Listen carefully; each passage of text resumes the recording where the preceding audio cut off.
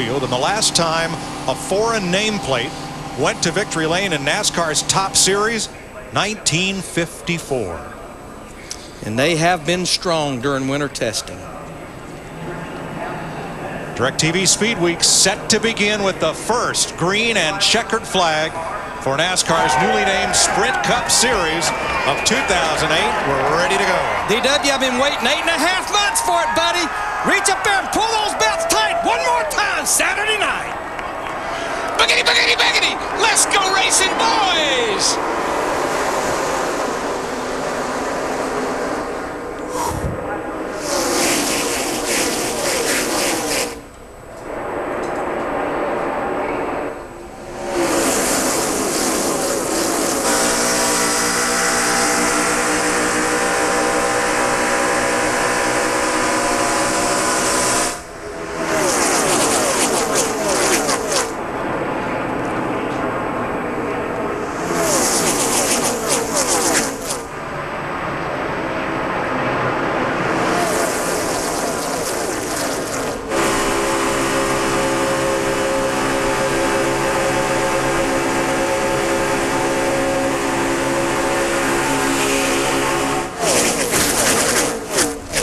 The roar, and Michael Waltrip leads the first lap. And the guy that ran second in the race last year, right on his tail, David Gilliland.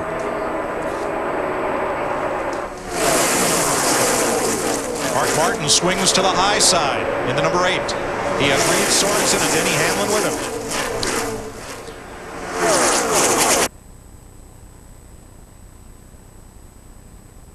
24 car right now, just kind of filling that car out. We talked to him in the pre-race. Remember, this is the first laps that 24 car has made.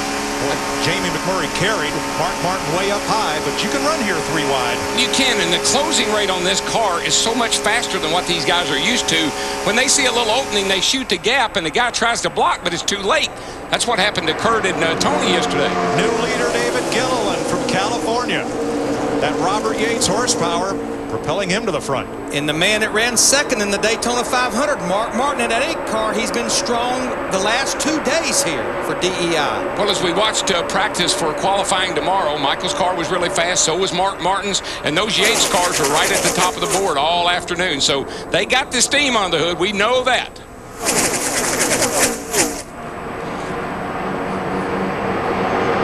And you can already see how these cars are moving around. The air off of this car with that big wing on the back of it is creating a lot of turbulence, and it's really causing these guys to have to jack on the wheel.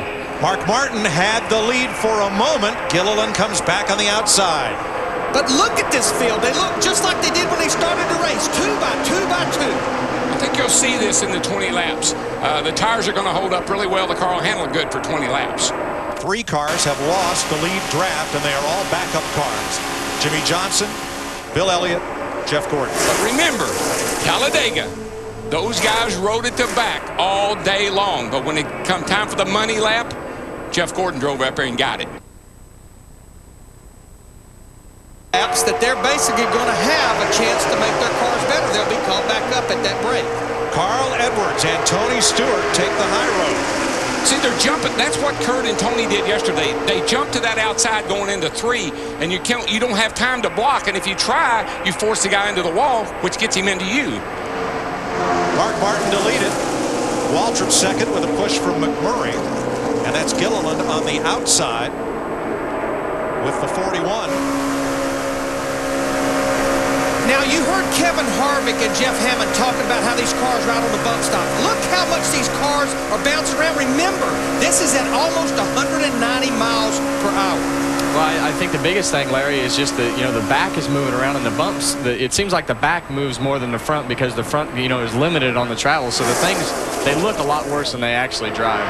I mean, in my opinion. I mean, they do move around a lot, and the bumps really affect the cars, but it's not quite as bad as it looks on TV here in the car, but it's still a handful. But Kevin, they're not bashful right now about 3 wide. That's for sure. We're seeing about 3 rows of 3 wide. And you're definitely going to see this in the first part. I mean, the tires, like, it's all of a sudden they get to a point, and obviously it's dark and cool outside compared to what we've been practicing, but all of a sudden these things will just take off and the front end will start pushing, and the next thing you know, you're getting loose, and off of 4 is the worst spot where you have those ripple bumps all the way up off the corner. Now, what's happened to the 9 of Casey Kane? He got stuck in the middle, and back he goes. I think that's a sucker hole. You can really go forward in a hurry, but you just can go backward in a hurry when you get up in there.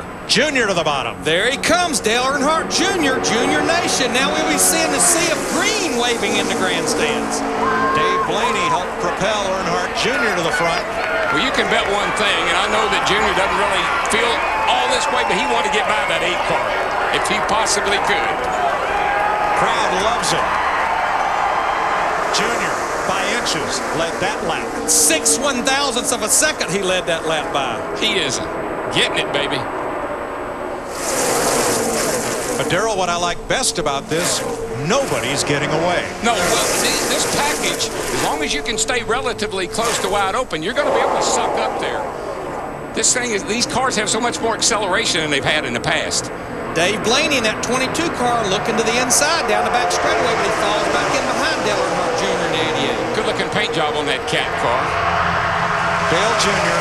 is the Pied Piper of Sprint Cup racing when you come to Daytona. Where he goes, drivers will follow. Yes, they will, because they know he's normally fast. Well, this is reminiscent of a few years ago when he and Michael were working so well together. When Michael first went to DEI, they know how to work together, and it's paying off right now. Don't forget, though, Michael did turn him around here last year in the qualifying race.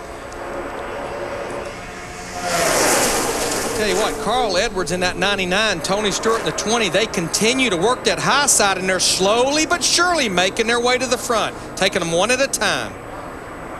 Reed Sorensen down to the inside, and that put Mark Martin in the middle.